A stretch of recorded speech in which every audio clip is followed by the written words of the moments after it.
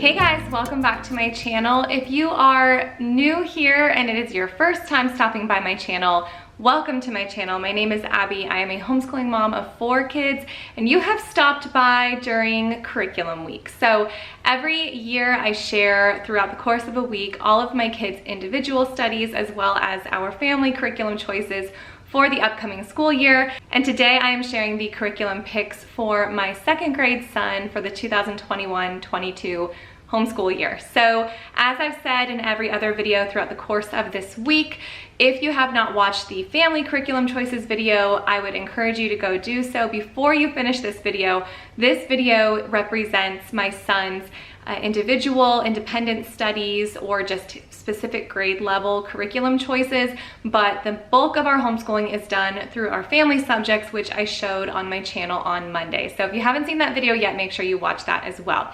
So all that being said, here is what I have chosen for my son Eli's 2nd grade school year. All right, here's what 2nd grade is looking like in our house this year. So first things first, here is Eli's planner. He is using an Advanced planner this year. I will be doing most of the writing for him, but because the older kids will be using planners, I thought it would be beneficial for him, and also I know he's gonna wanna use it.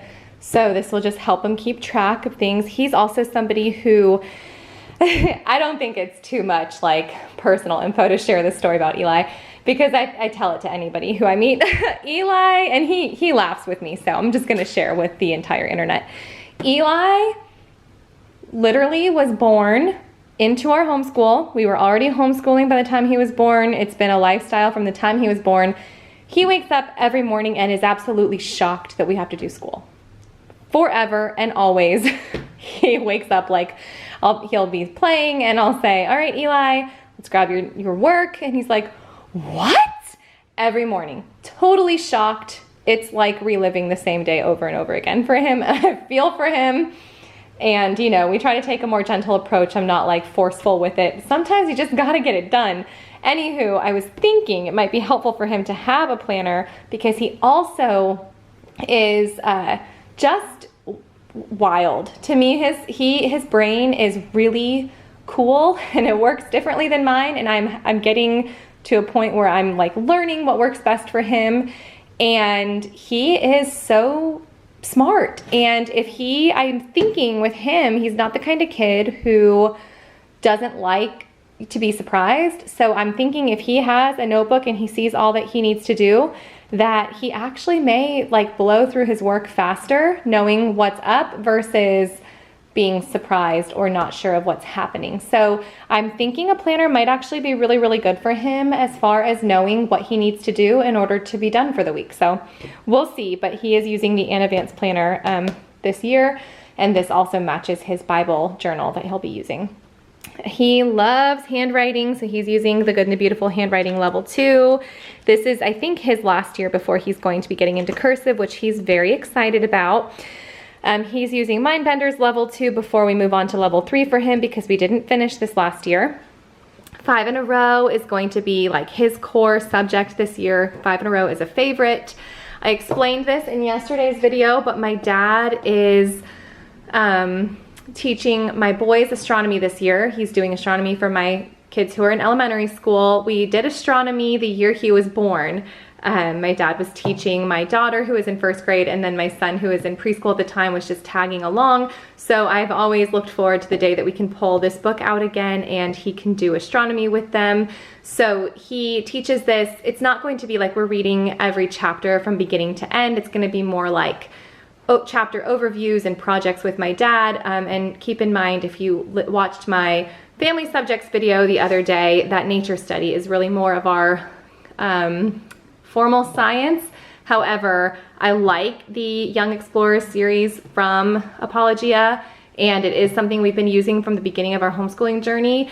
And it's always fun when we do astronomy because it is a year that I don't necessarily have to teach science, and it's really, really fun to kind of use our village that way. And my dad loves astronomy, so he just retired, so I'm looking forward to it. And this is the 1st edition. So they've come out with a new edition, but I had already invested in these textbooks for our home, and I also bought one for my dad the year that he taught years ago. So we're just gonna go with it, and my dad is always up to date on any new discoveries or changes, so he'll modify it as they go along. So there's that. There's also some science topics in 5 in a Row, and we tend to lean toward the geography and science lessons versus the language and history lessons. So we'll be doing some science in here as well, and I will link a playlist up here with all of my 5 in a Row overview.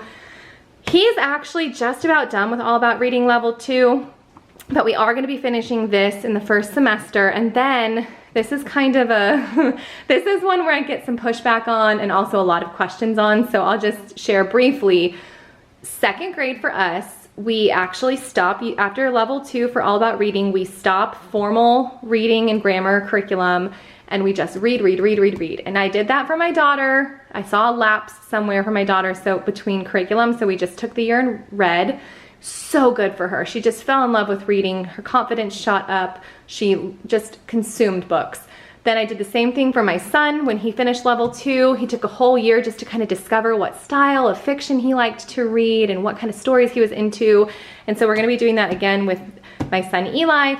Eli may be the strongest reader as far as, you know, at 7 years old that I've had in my house so far.